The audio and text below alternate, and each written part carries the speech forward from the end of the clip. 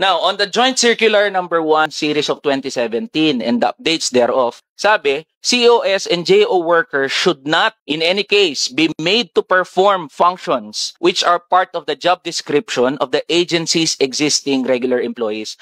Alam niyo po, sa practice, hindi nangyayari to. Hindi po nagaganap to. Kahit pumunta po kayo sa kahit anong ahensya ng gobyerno, pumunta ka sa LGU, makikita niyo po dyan yung mga JO at COS routinely performing core and substantive functions like that of a regular employee. Mag-agree po ba kayo dito, Madam Chair? Hindi po namin pwedeng i-generalize na lahat ng JOs and COS. Pero I agree po with you na medyo talamak po yung engagement ng COS and JOs to circumvent yung civil service laws natin. Thank you po, Madam Chair. Maganda pong admission yun from our colleagues from CSC. Karamihan po kasi ng mga trabaho ng mga JOs and COS usually necessary and desirable. Kaya nga paulit-ulit sila na paulit-ulit sila na nilalagay dyan Pero yung mga JO at COS, 10 years doing the same job. Isn't it not usually necessary and desirable? And would you agree with me that the number 1 violator of the labor code is the government itself?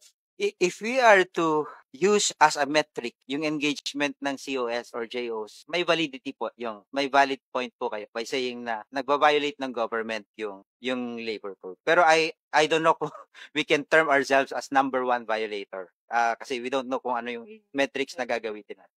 Kaya ako po nabanggit na number 1 violator ang gobyerno ng labor code natin dahil yung sheer number, percentage to employment ng JO and COS, napakalaki po talaga ng mga JO at COS, mga contractual. So pag sinasabi natin, laban tayo sa contractualization, hindi lang tayo pumapatungkol sa private sector. Dapat para pamarisan ng pribadong sektor yung gobyerno at tutulan ang contractualization, dapat mag-umpisa tayo sa sarili nating bakod. Gusto ko lang po i-din, I am one with the CSC in addressing po itong prevalence ng JO and COS. Talagang napakatalamak po niyan. Dito nga lang po sa House of Representatives, marami dyan nakakausap ako. Talagang nirereklamo po patungkol JO and COS. So gusto po nating tugunan ang problemang ito. Nang sa gayon, mabigyan naman natin ng hustisya yung mga manggagawa who has been working for decades already, doing the same job all over again, pero hindi sila maregular. Nabanggit nyo nga po kanina sa definition ng pagiging JO at COS worker, hindi sila entitled sa mga benepisyo. Hindi sila entitled doon sa mga protection gaya ng natatanggap ng isang regular na mga manggagawa. Kami po ay